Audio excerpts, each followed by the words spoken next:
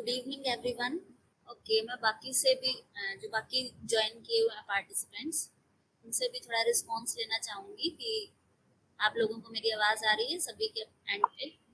Yes ma'am. Yes ma'am.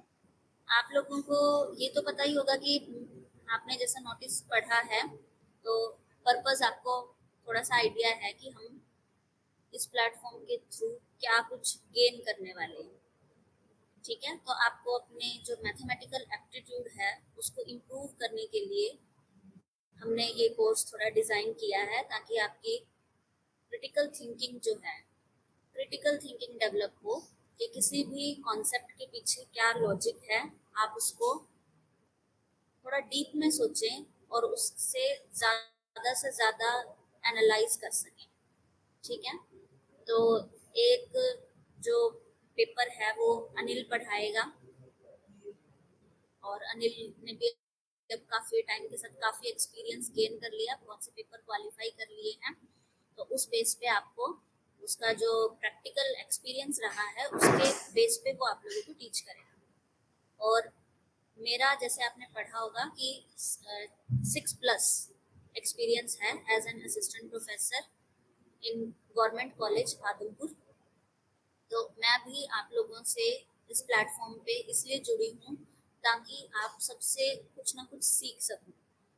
आप लोग maths से जुड़ना चाहते हैं, इसीलिए यहाँ पे जुड़े हैं, कुछ ना कुछ नया सीखना चाहते हैं। और सेम मेरा रीज़न है कि आप लोगों के साथ साथ मुझे भी यहाँ से बहुत कुछ सीखने को मिलेगा। तो मैं जो पेपर पढ़ाऊंगी वो है रियल एनालिसिस। तो अगर आप सभी कंफर्टेबल हैं और रेडी हैं, तो हम अब थोड़ा सा कॉन्सेप्ट की बात शुरू करेंगे। तो अब मैं अपना माइक ऑफ, ये वीडियो ऑफ करके आप लोगों के साथ स्क्रीन शेयर करूंगी। तो हम रियल एनालिसिस का पेपर पढ़ रहे हैं।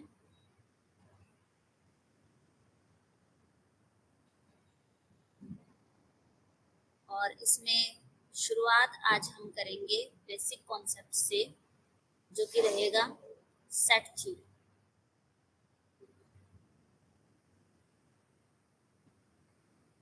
नाइन्थ क्लास में जब हम थोड़ा सा हायर मैथमेटिक्स की तरफ एंटर करते हैं, तो हमने नंबर सिस्टम पढ़ा है, जिसके अंदर हमने नेचुरल नंबर्स, होल नंबर्स का सेट, रियल नंबर्स का सेट, इस तरह के सेट्स नाइन्थ क्लास में हमारे को इंट्रोड्यूस कराया जाता है इन सेट्स से।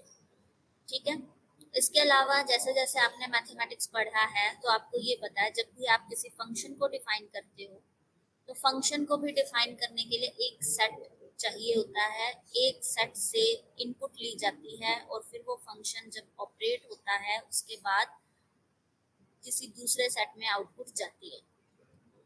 तो बेसिकली ये जो सेट्स हैं, इनका रोल मैथमेटिक्स के अंदर, जैसे जैसे आप हायर मैथमेटिक्स के अंदर बढ़ते जाते हो, इनका जो रोल है वो भी बढ़ता जाता है। तो आज हम इसी से शुरुआत करेंगे कि एक सेट क्या होता है। जब भी आप एक सेट के बारे में सुनते हैं तो क्या आपके माइंड में आता है? आप में से कोई इसका रिप्लाई देना चाहेगा तो अपना माइक ऑन करके रिप्लाई कर सकते हैं। Anyone? What is a set? क्या समझते हैं आप सेट से? जब भी ये वर्ड आप सुनते हैं तो आपके माइंड में क्या आता है? 0, 1, 2, 3 एंड सो। तो ये जो सेट है इसको होल नंबर्स का सेट बोला जाता है, and this is equals to W। तो यहाँ पे जो ये सेट्स हैं, इनके अंदर पॉजिटिव नंबर्स आ रहे हैं। अगर हम और W के अंदर हमने 0 को भी ऐड कर लिया, इसके अंदर फिर अगर हम नेगेटिव नंबर्स भी ऐड कर दें तो वो एक सेट ऑफ इंटीजर्स बन जाता है, जिसको हम कुछ इस तरह से समझ सकते हैं: -3, -2, -1, 0, 1, 2 and 3। This is very basic knowledge, you all are familiar with it। और सिर्फ इसीलिए मैं एक्सपेक्ट कर रही थी कि एटलीस्ट इसमें आप लोग रिस्पॉन्स देंगे। By the way, we are now moving to definitions of definition of sets. एक सेट क्या होता है? A set is a well defined collection of objects, a well defined collection of objects। जैसा कि फॉर एग्जांपल ये ऊपर वाले सभी सेट हैं, तो हमने अच्छे से इसमें डिफाइन किया है कि n के अंदर केवल और केवल नेचुरल नंबर्स आएंगे, यानी कि पॉजिटिव इंटीजर्स आएंगे। होल नंबर के अंदर पॉजिटिव इंटीजर्स के साथ साथ जीरो भी इंक्लूड हो जाता है। और जो z एक सेट है, इसकी डेफिनेशन क्या है कि इसके अंदर पॉजिटिव, नेगेटिव और प्लस जीरो इंटीजर भी इंक्लूड होगा। तो इससे ये हमने एक तरह से सेट के एग्जांपल्स पढ़ लिए। सेट के बाद फिर नेक्स्ट जो डेफिनेशन आती है वो होती है सबसेट की, और इससे भी आप लोग बहुत अच्छे से फैमिलियर हैं कि एक सबसेट क्या होता है। अगर हम कोई भी सेट ले रही हैं तो एक तो एम्प्टी सेट और एक वो सेट खुद हमेशा उस सेट के सबसेट होते हैं। जैसे कि अगर मैं ए सेट ले रही हूँ और उसके अंदर से मैंने वन एलिमेंट लिया है और वो एलिमेंट है, उसकी वैल्यू है 1, तो अगर हम सबसेट्स निकालना चाहेंगे ए के, सबसेट्स ऑफ ए कौन कौन से सबसेट हो जाएंगे? एक तो एम्प्टी सेट इसका सबसेट होगा और एक 1। तो ये एक बिल्कुल बेसिक सा एग्जांपल है जिसमें एम्प्टी सेट और एक वो सेट खुद हमेशा किसी सेट के सबसेट होते हैं। लेकिन अगर इस सेट में एक से ज्यादा एलिमेंट होते, मान लीजिए इसके अंदर 2 एलिमेंट हैं और फिर हम अगर इसके सबसेट्स निकालना चाहते हैं, तो अब अगर हमें इसके सबसेट लेने हैं तो पहली बात तो एम्प्टी सेट और एक खुद ये सेट, ये 2 सेट सबसेट तो हमेशा इसके होंगे ही होंगे। और साथ में अब अगर हम इसके कम एलिमेंट्स वाले भी सबसेट इसमें क्रिएट कर सकते हैं। जैसे कि एक सबसेट ले लिया मैंने जिसमें सिर्फ 1 है और दूसरा सबसेट ले लिया मैंने जिसमें सिर्फ 2 है। तो इस तरह से इसके जो सेट्स हैं, सबसेट्स हैं, एक सेट के कितने सबसेट हो गए? 4 सबसेट हो गए। तो हमने देखा कि जब सेट के अंदर एक एलिमेंट था तो उसके कितने सबसेट्स थे? 2 रेज़ टू द पावर 1, क्योंकि 2 सबसेट हैं, इसका मतलब 2 raise to the power 1 subset. अगर ए के अंदर 2 एलिमेंट्स हैं तो इसके कितने सबसेट हो गए? 4 एलिमेंट हो गए। तो इसीलिए 4 सबसेट को हम क्या लिख सकते हैं? 2 रेज़ टू द पावर 2। तो यहाँ से फिर एक कॉन्सेप्ट अराइज होगा जिसको हम बोलते हैं पावर सेट। और पावर सेट अगर आप लोग थोड़ा सा रिकॉल करने की कोशिश करेंगे, याद करने की कोशिश करेंगे, तो आप लोग इस टर्म के बारे में जानते हैं। Power set is A set of all subsets of A set. इस लाइन को अगर आप ध्यान से पढ़ेंगे तो किसी भी सेट के सभी सबसेट्स का अगर हम सेट बना दें तो उसे बोला जाता है पावर सेट। फॉर एग्जाम्पल, अगर हमने यहाँ पे a इज इक्वल्स टू 1 2 ये एक सेट लिया है, तो इसके पावर सेट को हम p ऑफ a से डिनोट कर सकते हैं, and power set of a will be equal to, क्योंकि ये भी खुद अपने आप में एक सेट है तो इसीलिए इसको हम करली ब्रेसेस के बीच में लिखेंगे। और इसके एलिमेंट्स क्या क्या होंगे? इस a के जितने भी सबसेट्स हमने लिए हैं वो सारे इस पावर सेट में आ जाएंगे। Means we can write it as y 1 2 and 1 2। तो पावर सेट ऑफ ए खुद में एक सेट है और इस सेट के एलिमेंट्स भी क्या हैं?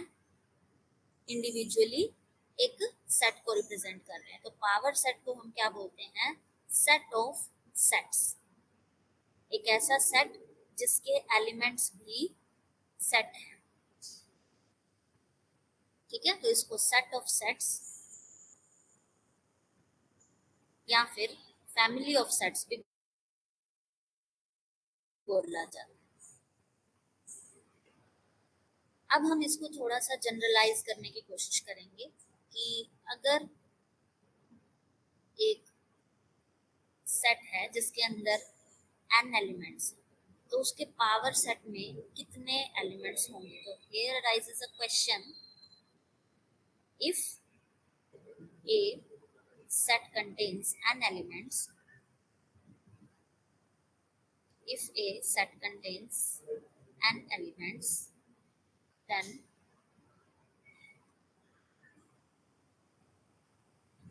how many subsets are possible। आप इसको दूसरी वर्डिंग में ये भी बोल सकते हैं कि if a set contains n elements, then how many elements will be there in its power set।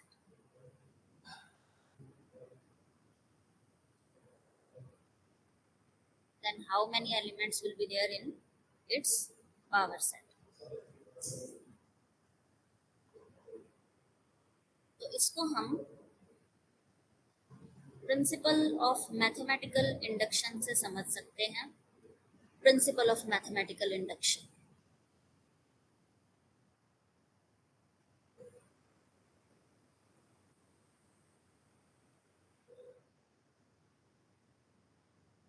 Principle of mathematical induction के अकॉर्डिंग हम किसी भी स्टेटमेंट को या किसी भी रिजल्ट को जिसको हम प्रूव करना चाहते हैं उसको पहले प्रूव करते हैं कि for n is equals to 1 result is true। उसके बाद for n is equals to m assume करते हैं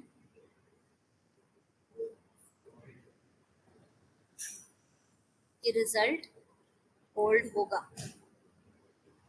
for n is equals to 1 के लिए हम प्रूव करेंगे, n is equals to m के लिए हम assume करेंगे कि रिजल्ट होल्ड हो रहा है, और फिर उसके बाद n is equals to m plus 1 के लिए फिर से प्रूव करेंगे कि रिजल्ट ट्रू है। ठीक है, तो अभी अगर हम जो ये रिजल्ट है इसको प्रूव करना चाहें तो प्रूव क्या करना चाह रहे हैं हम। क्वेश्चन मैंने ये लिखा था कि if a set contains N element then how many subsets are possible. तो इसका आंसर है 2 raised to the power n, 2 raised to the power n। अगर किसी सेट के अंदर n एलिमेंट्स हैं तो उसके पावर सेट के अंदर कितने एलिमेंट्स होंगे, 2 raised to the power n। और अब इसी को हम यहाँ पे प्रिंसिपल ऑफ मैथमेटिकल इंडक्शन की हेल्प से प्रूव करेंगे। तो कैसे करेंगे, और n इज इक्वल्स टू 1।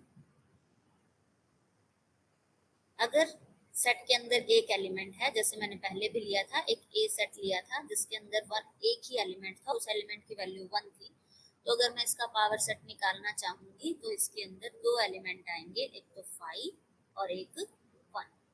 और 2 एलिमेंट हैं, इसका मतलब we can say 2 raised to the power n, यानी कि 2 raised to the power 1 elements हैं, तो इसीलिए ये रिजल्ट यहाँ पे ट्रू है। अब हम एज्यूम करेंगे कि अगर n is equals to m है, अगर a के अंदर m एलिमेंट्स होंगे, से 1 2 3 एंड सो ऑन, अगर m एलिमेंट्स हैं तो उसके पावर सेट के अंदर कितने एलिमेंट्स होंगे, 2 raised to the power m।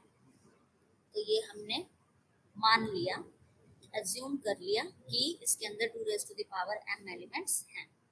अब हमें प्रूव किसके लिए करना है, n is equals to m plus 1, यानी a इज इक्वल्स टू, अगर 1 2 3 एंड सो ऑन m के बाद m प्लस 1 भी हो, तो इसके अंदर पावर सेट के अंदर कितने एलिमेंट्स होंगे। ठीक है, तो बेसिकली जब तक हम यहाँ तक के m एलिमेंट्स कंसीडर कर रहे थे, तो अपने पास जो पावर सेट के अंदर से आ रहे हैं सबसेट्स, एक तो 5 आया होगा, एक 1 आया होगा, एक 2 आया होगा, 3, उसके बाद m तक। फिर ऐसे ही दो दो के सेट्स बने होंगे, 1 2 2 3, और इसी तरह से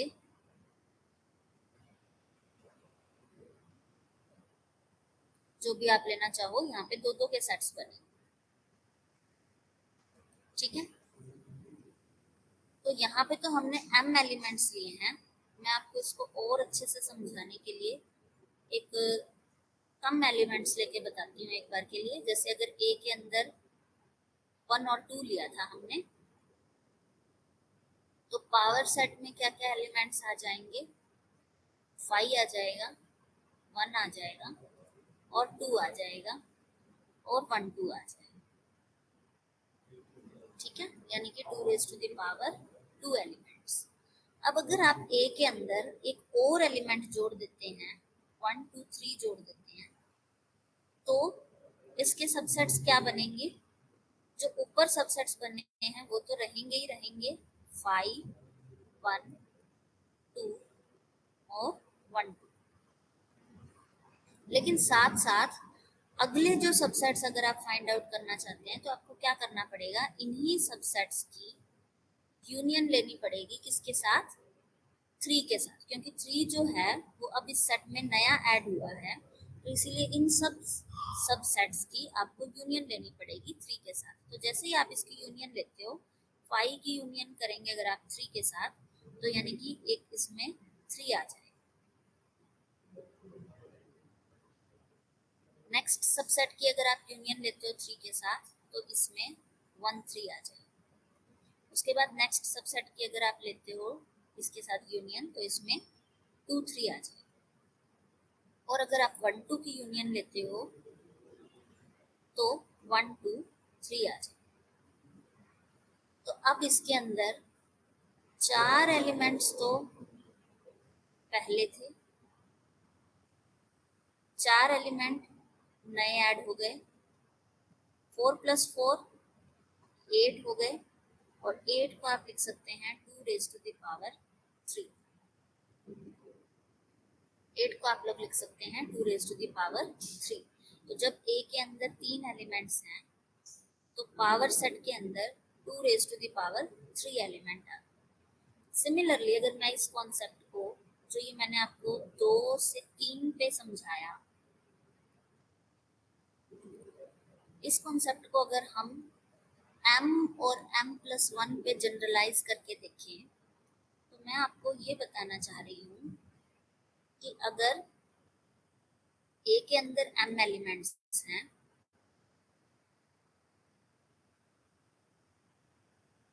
तो इसके पावर सेट के अंदर जितने भी एलिमेंट्स होंगे वो टोटल क्या बनेगा, 2 raise to the power m बनेगा।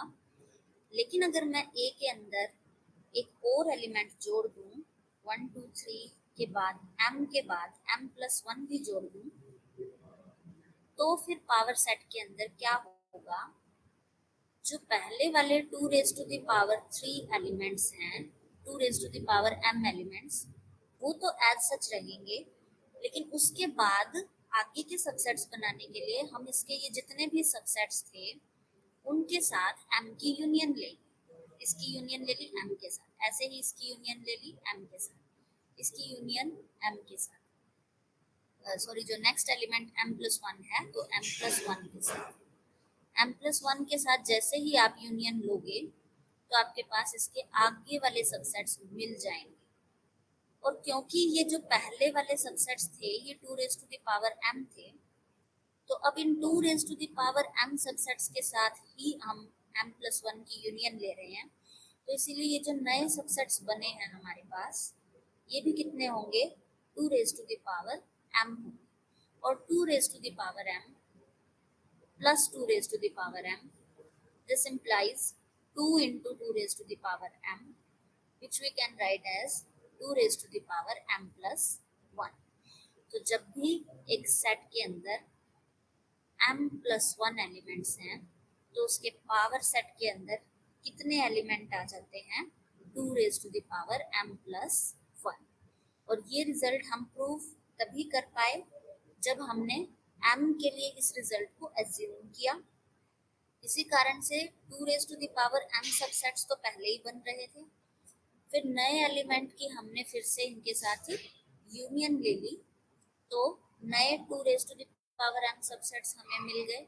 और उनको जब हमने टोटल करके देखा तो 2 raised to the power m+1 आया, जिससे कि जो हम रिजल्ट प्रूव करना चाहते थे वो प्रूव हो गया। तो इस तरह से पावर सेट के लिए आपने हमेशा रिजल्ट ध्यान रखना है कि किसी सेट के अंदर अगर n एलिमेंट्स हैं तो उसके पावर सेट के अंदर 2 raised to the power n elements होते हैं। ये जो पावर सेट का कॉन्सेप्ट है, क्या आप लोग इससे कनेक्ट कर पाए? क्या आप लोगों को ये समझ में आया? रट्टा मारने की बजाय हम इसको थोड़ा समझ के करेंगे कि कैसे जैसे जैसे नेक्स्ट एलिमेंट ऐड होता जाता है, तो पहले वाले सबसेट्स के साथ यूनियन लेने के कारण उतने ही सबसेट्स जनरेट होते जाते हैं।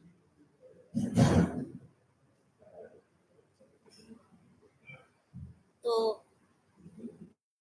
आज के लिए, क्योंकि आज हम एक स्टार्ट कर रहे हैं इस क्लास का और आप लोग अभी इतने हैबिचुअल नहीं हुए हो, तो हालांकि मैंने बहुत कुछ नहीं पढ़ाया, एक सेट की डेफिनेशन और एक पावर सेट की डेफिनेशन आप लोगों को बताई है,